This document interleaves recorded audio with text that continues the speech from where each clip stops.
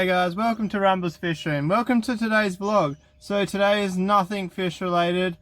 Today is a bit of a surprise, but I'll let you in on a few secrets. A, we're going for a drive, and B, we're taking a sound system with us. So should be pretty exciting. I'll show you a couple of things. So I'm just tidying up a couple of things on my PA speakers. So the stand bracket had fallen off, the bolts had come out, so I redid that up. So alright, this is eBay spec PA speakers. They're not amazing sound, but for the price they cost me, I've had these for 10 years and they're one of the best purchases I ever made. Here you can't really see it. I've got I think it's an 18-inch sub. I couldn't tell you wattage off the top of my head. It's all Skytech. I think the 3 speakers and 2 stands cost me like $500 delivered to my door. Can't complain about that. Alright, and to the next point. Where we're going, we can't take the G6 because it won't make it. My Land Cruiser has a flat tyre, so I went to... It's got a split in it. I went to get my spare balance because I knew it was not balanced, and it turns out it's buckled. It's got like a 20mm buckle in it. It's like crazy. Crazy to think that I thought it was just a balance. So we have this bad boy. Huge shout outs to my brother-in-law. My brother-in-law works fly in, fly out. His car just sits there. Messaged him last night.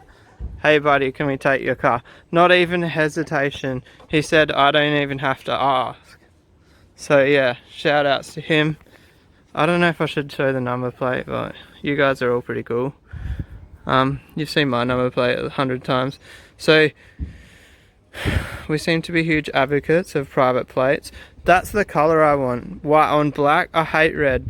For those of you who actually know me personally, the reason they're red, I used to own a red VL Commodore, and yes, they looked wicked on the Commodore, but Champagne Land Cruiser red number plates, I hate it. I actually do hate it. And I've just been way too lazy to even go in and ask how much it will cost to get new ones made. Guys, I was just talking these up, and look, the back just flew out in my hand. So this one, it's not the speaker's fault.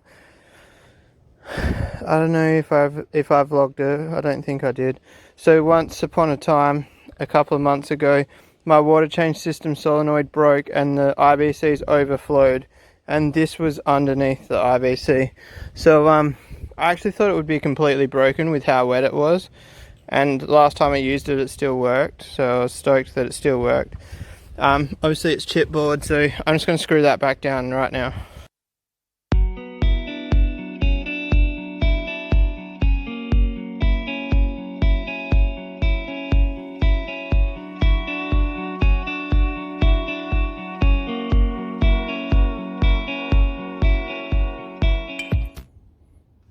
Alright guys, it's rough, but it'll do for tonight.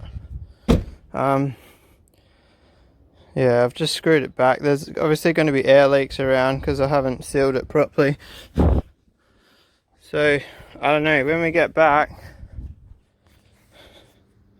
I might just rip the speakers out, guys, and whip up some square boxes. Like, it'd take 10 minutes at work, and yeah, get a few meters of carpet and recarpet square boxes would be way easier. I might do that, guys. They still work fine, so I don't see any reason to buy new ones. They're loaded up. I'm gonna tarp up now. If you notice the sub is in way better condition, that's because it spent like the last 5 years in my in-laws' roof, whereas the 2 speakers I drag around every other party to mates' houses and stuff. Look, that's got details there.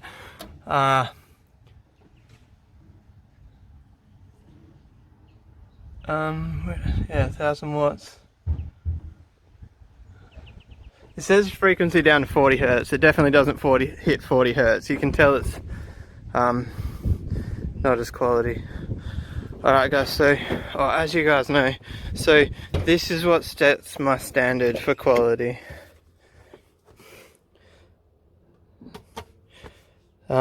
These retail for like 1100 a pair, focal splits.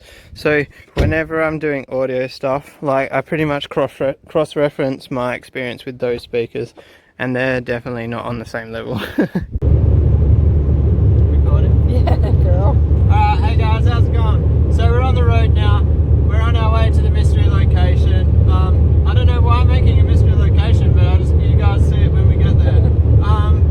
So if you can't hear me, brother-in-law Martin decided to put 600 spotlights on his roof, and it's a lot of wind noise. So I'm meeting a whole bunch of mates down there. I'm pretty sure you guys have got the gist of what's going on. Ange is with me. She's going to turn the camera around right now and say hello. No, she's not. She's too shy. She's still camera shy, guys. I'll get her there one day. Eventually she'll be a part of my vlogs. Not today. Alright, so I'll record a bit more when something interesting happens. As for now, I'm just driving 300 kilometers. See ya. What's going on here, guys? I said I'd film when something interesting happens. There's not much interesting on the road, but looks like the wind's taken this sign down. That's interesting, isn't it? I don't know if you could read that sign, but we're near Capel. I'm guessing you probably couldn't because it was on its side. We'll just keep traveling, hey? We're getting close now, guys. I used to drive this road every single day to work and back. I love it down here. I'm just going to tell you guys now, let's cure the suspense. I'm going to Yallingup. It's actually 10 minutes out of Yallingup. It's my friend's parents' property. It's his 30th birthday, so we're going for a bit of a bush doof. PA system into the middle of the bush, sounds like fun. The weather looks like it's holding out, which is good.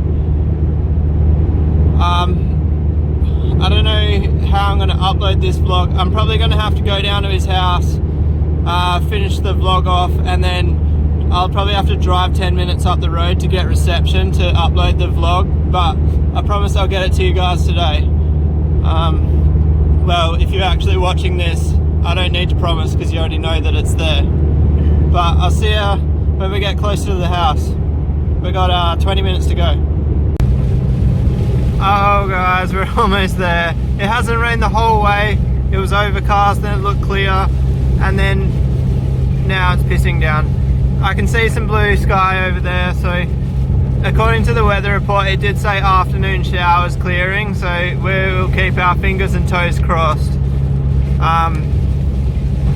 If not, we're putting the awning out on the car and we're partying under the awning. We're almost there, guys. We're just hitting the gravel road. We see how overgrown this is. We really are going in the middle of nowhere. I think there's only like 3 properties on this road. This was my stomping ground when I was like 16, 17. We used to buy bush bashers and rage around this area. I might go for a quick scout after we get to the house, but it's not going to be a long one because it's getting pretty late and I want to start drinking, but I don't want to be drinking and driving, so yeah, it's not my car, so I'm just going to take it easy. If my car was here, I'd probably have 6 cans and jump in it, but not this car. So the driveway is actually looking a little bit better than it used to, guys, but I still wouldn't really want to bring the G6 down this. That's our special car. This actually looks way better than it used to. It's like actual gravel and stuff. It used to be like this. The whole driveway just used to be sand. But keep in mind, guys, I haven't been here for 10 years. Oh no, probably maybe 8 years. It's been a very long time. Anyway, Lewin Naturalist Park, guys.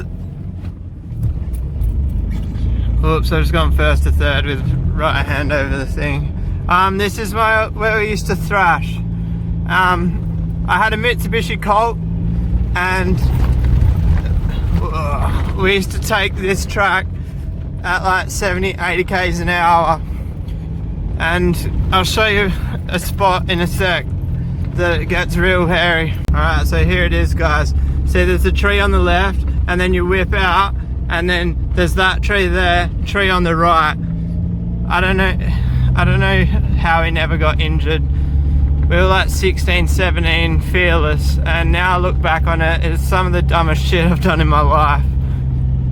Like, we used to absolutely fly through here. Like, look, if you'd see how boggy it is, it's fairly soft. Going the speed I'm going, I had to put the Hilux in 4-wheel drive, like it couldn't get through in 2-wheel drive. So when we were in the front wheel drives, we just used to use speed to get through it. So we would hit it, like, without exaggerating, 70 to 80 k's an hour. It was, yeah, some pretty crazy shit. Show you one last part. I'm gonna wrap this video up after this. But we used to come here, first gear pinned, second gear pinned, third gear pinned.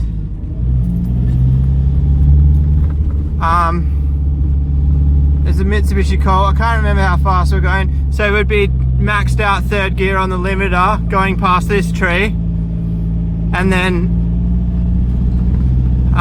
this was like a 50-50 chance of getting up. We didn't get up every time, but this is like a serious incline, and I was getting up it in a front wheel drive.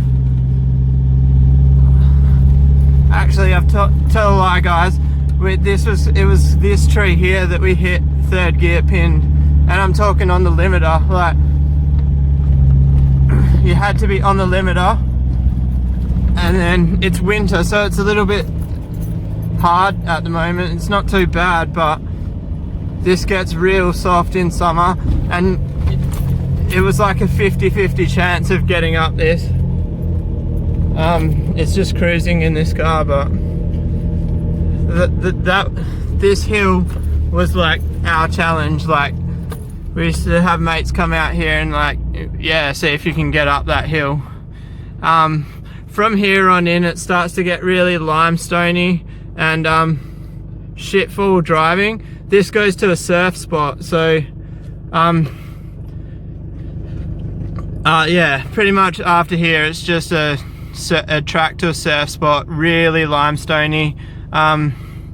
We only ever went past this point a few times, and it was a shit drive.